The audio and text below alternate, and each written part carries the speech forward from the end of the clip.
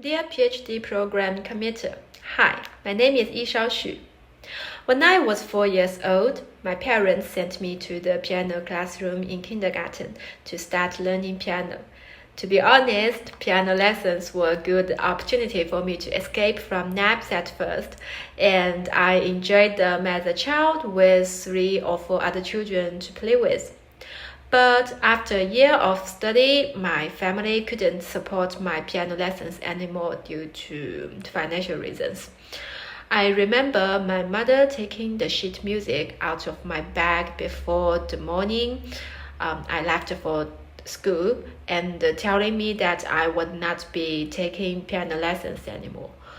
But I stubbornly grabbed the music sheet out of her hand and went into the piano classroom at noon. When my parents saw my insistence, they respected my choice and finally paid for my piano lessons so that I could continue to study. Gradually, through the combined efforts of my parents and me, piano lessons began as a way to avoid naps and became a natural habit in my life. Practicing every day and returning to lessons every week had become part of my daily life as a little girl. I knew that I was different from other children because I could play the piano, and the admiration from my classmates and the praise from my teachers at school performances gave me a great sense of achievement as I grew up, making me confident. So even though I faced many difficulties, I didn't give up my piano studies. I was fortunate in my piano studies when I was given the opportunity to participate in the WPPI piano competition in the USA in 2008 and met Professor Zhang Wei of the Shanghai Conservatory of Music, under whose tutelage I continued to study music. It was Professor Zhang's professional and meticulous teaching that allowed me to begin to gain a more systematic and clear understanding of the specialist knowledge in classical music.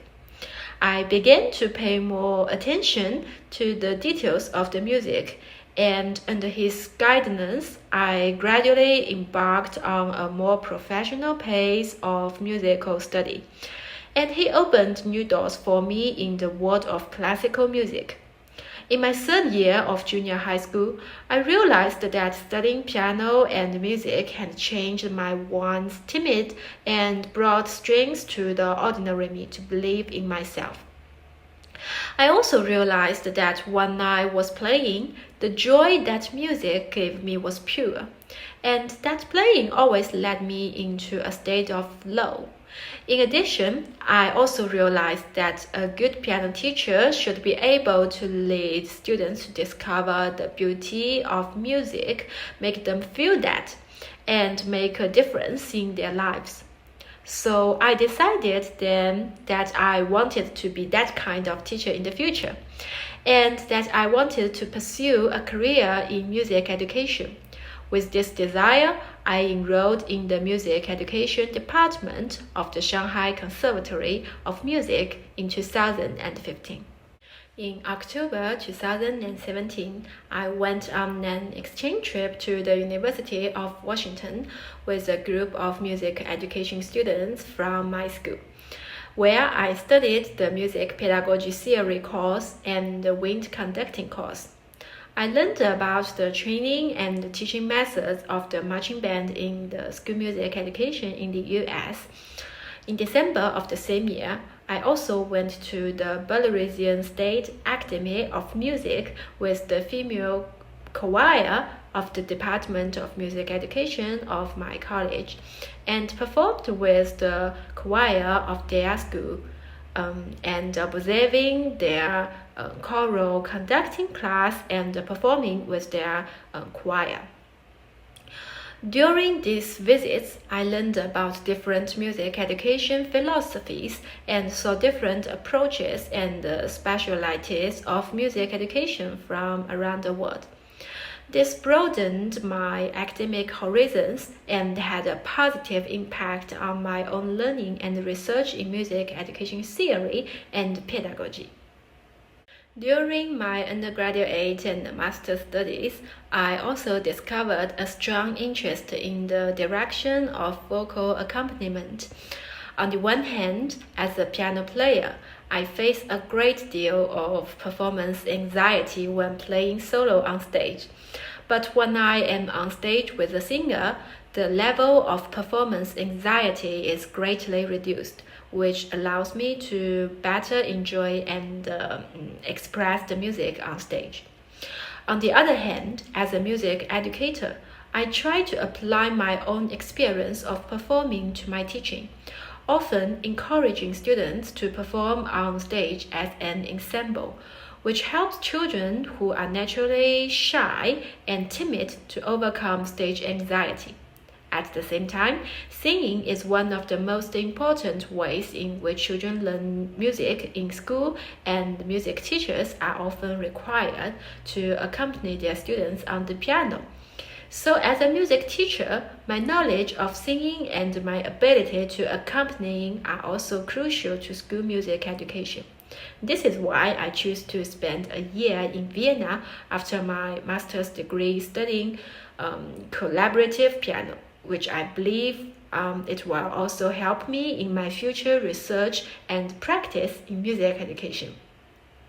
For both my undergraduate and master's thesis, I choose to study the perspective of social music education. Firstly, this was influenced by my own musical learning experience. Throughout my musical studies, it was mainly through the resources of social music education that I finally decided to embark on a professional music study path. Secondly, this is also influenced by my experience of internships in public primary and secondary schools and social music education institutions. Therefore, I would like to pursue a PhD. As a music educator, I want to learn more cutting-edge music education theories and methods, broaden my own professional horizons, and try to use this in my own music education work, leading my students to better explore the world of music. As a scholar who never stops, I want to keep learning and exploring the field of music education, continuing to explore the essence of music education, exploring the possible methods and means of music education as well. And I also hope to bring good music and good music education to more people. I hope that not only to realize the dream I have always had, but also to help more people to get a different feeling in music through my power. So thank you for your watching.